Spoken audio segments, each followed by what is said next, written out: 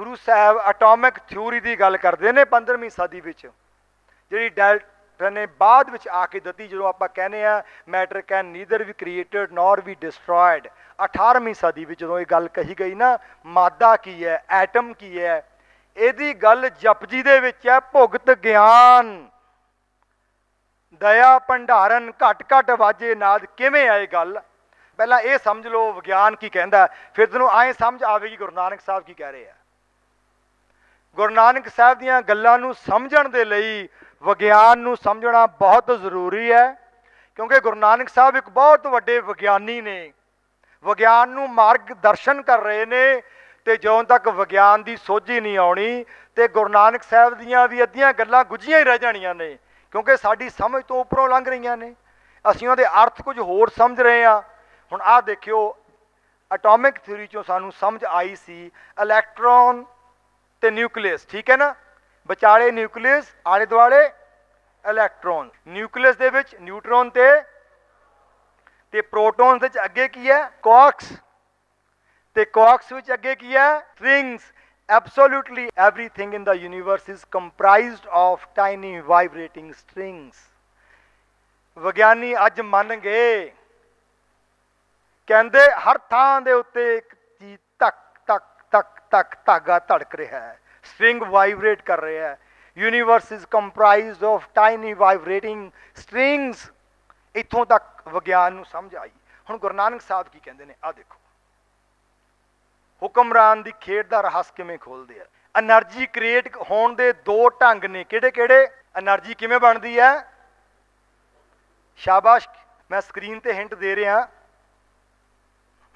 ਤੁਹਾਨੂੰ, ਤੁਹਾਡੇ teacher science ਤੇ ਫਿਜ਼ਿਕਸ ਤੇ ਪੜ੍ਹਾਉਂਦੇ ਹੋਣਗੇ। ਐਨਰਜੀ ਕਿਵੇਂ ਕ੍ਰੀਏਟ ਹੁੰਦੀ ਹੈ? ਦੋ ਹੀ ਤਰੀਕੇ ਨੇ, ਜਾਂ ਤਾਂ ਫਿਊਜ਼ਨ ਤੇ ਜਾਂ ਫਿਜ਼ਨ। ਇਸ ਤੋਂ ਬਿਨਾਂ ਐਨਰਜੀ ਨਹੀਂ ਬਣ ਸਕਦੀ। ਦੋ ਚੀਜ਼ਾਂ ਆਪਸ ਵਿੱਚ ਰਲਦੀਆਂ ਨੇ ਤੇ ਜਾਂ ਟੁੱਟਦੀਆਂ ਨੇ। ਗੁਰੂ ਨਾਨਕ ਸਾਹਿਬ ਨੇ ਕਿਹਾ ਸੰਜੋਗ ਤੇ ਵਿਜੋਗ। ਫਿਊਜ਼ਨ ਕੀ ਹੈ? ਜੁੜ ਗਈਆਂ ਦੋ ਚੀਜ਼ਾਂ, ਸੰਜੋਗ ਹੋ ਗਿਆ। ਵਿਜੋਗ ਕੀ ਹੈ?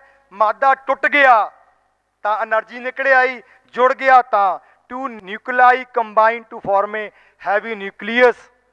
ਫਿਊਜ਼ਨ ਹੈ, nucleus splits into two small nuclei, ਇਹ ਤੁਹਾਡਾ ਫਿਜ਼ਨ ਹੈ। ਫਿਊਜ਼ਨ ਤੇ ਫਿਜ਼ਨ એનર્ਜੀ ਕ੍ਰੀਏਟ ਕਰਦੇ ਨੇ। ਤੇ ਬਾਬਾ ਜੀ ਕਹਿੰਦੇ ਇਹ ਫਿਊਜ਼ਨ ਤੇ ਫਿਜ਼ਨ ਸਾਰੇ ਸੰਸਾਰ ਦੀ ਕਾਰ ਚਲਾਉਂਦੇ ਨੇ। ਸੰਜੋਗ ਵਿਜੋਗ ਦੋਏ ਕਾਰ। ਦੇਖੋ ਤੀਰ ਵੱਜਦਾ ਕਿੱਥੇ ਪਿਆ ਹੈ। ਗੁਰੂ ਨਾਨਕ ਸਾਹਿਬ ਦੀ ਪਹੁੰਚ ਅਗੰਮੀ ਹੈ। ਗੁਰੂ ਨਾਨਕ ਸਾਹਿਬ ਜਿੱਡੀ ਉਡਾਰੀ ਜਿਹਦੀ ਵੱਜ ਜਾਊਗੀ, ਜਿਉਂ-ਜਿਉਂ ਮਨੁੱਖ ਦੇ ਗਿਆਨ ਪ੍ਰਗਟ ਹੋਵੇਗਾ, ਅਗਿਆਨ ਦੀਆਂ ਪਰਤਾਂ ਖੁੱਲਣਗੀਆਂ ਤੇ ਫੇਰ ਸਮਝ ਆਊਗੇ ਗੁਰਬਾਣੀ ਕਹਿੰਦੀ ਕੀ ਹੈ। ਇਹ ਫਿਊਜ਼ਨ ਤੇ ਫਿਜ਼ਨ ਦੇ ਨਾਲ ਸਾਰੀ ਗੇਮ ਚੱਲਦੀ ਪਈ ਹੈ। ਇਸ ਕਰਕੇ ਆਦੇਸ ਤਿਸੈ ਆਦੇਸ ਆਦ ਅਨੀਲ ਅਨਾਹਤ ਜੋ ਜੁਗ ਏਕੋ ਵੇਸ। ਉਹਨੂੰ ਸਦਾ ਹੀ ਨਮਸਕਾਰ, ਲਗਾਤਾਰ ਨਮਸਕਾਰ। ਉਹ ਹਵਾ ਵਰਗਾ ਹੈ, ਹਰ ਥਾਂ ਹੈ, ਉਹਦਾ ਨਾਸ਼ ਨਹੀਂ ਹੋ ਸਕਦਾ। ਅਨਾਦ ਅਨਾਹਤ ਮੁੱਢ ਤੋਂ ਹੈ, ਜੁਗ ਜੁਗ ਏਕੋ ਵੇਸ, ਸਦਾ ਹੀ ਉਹ ਆਪ ਸੀ। ਪਿੱਛੇ ਕੀ ਲਿਖਿਆ ਸੀ? ਇਹ ਗੱਲ ਕਿਵੇਂ ਸਮਝ ਆਉਣੀ ਹੈ? ਤੁਹਾਨੂੰ ਗਿਆਨ ਨੂੰ ਭੁਗਤ ਬਣਾਉਣਾ ਪੈਣਾ, ਤਾਂ ਸਮਝ ਆਊਗੀ ਕਿ ਦੁਨੀਆ ਚੱਲ ਕੀ ਰਹੀ ਹੈ, ਦੁਨੀਆ ਦਾ ਰਹੱਸ ਕੀ ਹੈ। ਗੁਰੂ ਸਾਹਿਬ ਇੱਥੇ ਕਹਿ ਰਹੇ ਨੇ ਕਿ ਬਾਈ ਦੱਬ ਕੇ ਪੜੋ, ਦੱਬ ਕੇ ਪੜੋ। ਭੁਗਤ ਗਿਆਨ ਦਾ ਮਤਲਬ ਹੈ ਗਿਆਨ ਨੂੰ ਭੋਜਨ ਬਣਾਓ, ਗਿਆਨ ਹਾਸਲ ਕਰੋ, ਘੋਟ ਕੇ ਪੀ ਜਾਓ ਗਿਆਨ ਨੂੰ, ਗਿਆਨ ਦਾ ਭੋਜਨ ਬਣਾ ਲਵੋ। ਤੇ ਫਿਰ ਗਿਆਨ ਨੂੰ ਆਪਣੇ ਤੱਕ ਸੀਮਤ ਨਾ ਰੱਖੋ, ਗਿਆਨ ਨੂੰ ਵੰਡ ਦਿਓ, ਦਇਆ ਭੰਡਾਰਨ। ਦੇਖੋ ਅੱਜ ਵਿਗਿਆਨੀ ਇਹ ਗੱਲ ਮੰਨਦੇ ਨੇ, ਵੱਡੀਆਂ ਵੱਡੀਆਂ ਖੋਜਾਂ ਇੱਕ ਵਿਗਿਆਨੀ ਨਹੀਂ ਕਰ ਸਕਦਾ। ਇੱਕ ਨਿੱਕਾ ਜਿਹਾ ਨੁਕਤਾ ਹੁੰਦਾ, ਉਹ ਵਿਗਿਆਨੀਆਂ ਦੀ ਟੀਮ ਦੇ ਦਿਮਾਗ ਵਿੱਚ ਪਾ ਦਿੱਤਾ ਜਾਂਦਾ ਹੈ। ਹਰ ਵਿਗਿਆਨੀ ਆਪਣੇ ਢੰਗ ਨਾਲ ਸੋਚਦਾ ਹੈ, ਉਹਨਾਂ ਦੀ ਰਲਵੀਂ ਸੋਚ ਵਿੱਚੋਂ ਇੱਕ ਨਵਾਂ ਵਿਗਿਆਨ ਦਾ ਕੰਸੈਪਟ ਕਲੀਅਰ ਹੋ ਜਾਂਦਾ ਹੈ, ਕੁਦਰਤ ਦੀ ਸਮਝ ਆ ਜਾਂਦੀ ਹੈ ਕਿ ਅਸਲੀ ਗੱਲ ਕੀ ਹੈ। ਗੁਰੂ ਸਾਹਿਬ ਕਹਿੰਦੇ ਗਿਆਨ ਹਾਸਲ ਕਰੋ, ਗਿਆਨ ਨੂੰ ਟੀਮ ਵਿੱਚ ਵੰਡ ਦਿਓ। ਇਹ ਨਾ ਕਹੋ ਕਿ ਗਿਆਨ ਮੇਰੇ ਤੱਕ ਰਵੇ, ਮੈਂ ਗਿਆਨ ਦੱਬ ਕੇ ਹੀ ਰੱਖਣਾ ਹੈ। ਜਿਵੇਂ ਪ੍ਰਾਤਨ ਕੀ ਸੀ, ਜਿਨ੍ਹਾਂ ਲੋਕਾਂ ਨੂੰ ਗਿਆਨ ਸੀ ਉਹ ਕਹਿੰਦੇ ਸਨ ਆਮ ਲੋਕਾਂ ਨੂੰ ਗਿਆਨ ਨਹੀਂ ਦੇਣਾ। ਗੁਰੂ ਸਾਹਿਬ ਕਹਿੰਦੇ ਸਾਰਿਆਂ ਨੂੰ ਵੰਡ ਦਿਓ, ਵਿਦਿਆ ਦਾ ਵਪਾਰ ਨਾ ਕਰੋ, ਸਾਰਿਆਂ ਨੂੰ ਵੰਡ ਦਿਓ। ਫਿਰ ਜਦੋਂ ਵੰਡ ਦੇਵੋਗੇ ਉਸ ਗਿਆਨ ਨੂੰ ਉਹ ਹੋਰ ਪ੍ਰਫੁੱਲਤ ਕਰ ਲੈਣਗੇ। ਜਦੋਂ ਗਿਆਨ ਪ੍ਰਫੁੱਲਤ ਹੋ ਗਿਆ ਫਿਰ ਇਹ ਸਮਝ ਆਵੇਗੀ ਘਟ ਘਟ ਵਾਜੈ। ਇਹ ਸਟ੍ਰਿੰਗ ਥਿਊਰੀ ਹੈ ਜਿਹੜੀ ਅੱਜ ਕਹਿੰਦੀ ਹੈ everything in the universe is comprised of tiny vibrating strings। ਘਟ ਘਟ ਵਾਜੇ ਨਾਦ। ਹੁਣ ਸਾਨੂੰ ਸਮਝ ਆਈ ਹੈ ਵਿਗਿਆਨ ਨੂੰ, ਪਰ ਗੁਰੂ ਸਾਹਿਬ ਕਹਿੰਦੇ ਇਹ ਤੁਹਾਨੂੰ 15ਵੀਂ ਸਦੀ ਵਿੱਚ ਕਹਿੰਦੇ ਨੇ ਕਿ ਤੁਹਾਨੂੰ ਇਹ ਸਮਝ ਆ ਜਾਵੇਗੀ ਤੇ ਇਹ ਸਾਡੀ ਪਕੜ ਵਿੱਚ ਹੈ। ਫਿਰ ਕੀ ਕਹਿੰਦੇ ਨੇ, ਆਪ ਨਾਥ ਨਾਥੀ ਸਭ ਜਾਕੀ। ਪਰਮਾਤਮਾ ਆਪ ਮਾਲਕ ਹੈ ਤੇ ਸਾਰਿਆਂ ਦੇ ਨੱਕ ਵਿੱਚ ਉਹਨੇ ਨਥੇਲ ਪਾਈ ਹੋਈ ਹੈ। ਕਿਵੇਂ ਪਾਈ ਹੋਈ ਹੈ ਇਹ ਹੁਣ ਸਟ੍ਰਿੰਗ ਥਿਊਰੀ ਨੇ ਕਲੀਅਰ ਕਰ ਦਿੱਤਾ ਹੈ। ਆਹ ਬਿਲਡਿੰਗ ਵੀ ਹੈ ਨਾ, ਆਹ ਲੱਕੜ ਵੀ ਹੈ ਨਾ, ਆਲਾ ਦੁਆਲਾ, ਇਹਨਾਂ ਸਾਰਿਆਂ ਦੇ ਵਿੱਚ ਧਾਗੇ ਵਾਂਗੂ ਵਾਈਬ੍ਰੇਸ਼ਨ ਹੈ। ਮਤਲਬ ਕਿ ਜ਼ਿੰਦਗੀ ਹੈ ਕਹਿ ਲਵੋ। ਇਹ ਪਰਮਾਤਮਾ ਦੀਆਂ ਲਾਈਆਂ ਹੋਈਆਂ ਚਿਪਸ ਨੇ। ਤੁਹਾਨੂੰ ਪਤਾ ਨਾ ਚਿਪ ਲੱਗੀ ਹੋਵੇ ਤੁਹਾਡੇ ਫੋਨ ਦੇ ਵਿੱਚ, ਤੁਹਾਨੂੰ ਦੂਰੋਂ ਅਸੈਸ ਹੋ ਜਾਂਦਾ ਵੀ ਬੰਦਾ ਇਸ ਵੇਲੇ ਹੈ ਕਿੱਥੇ ਹੈ।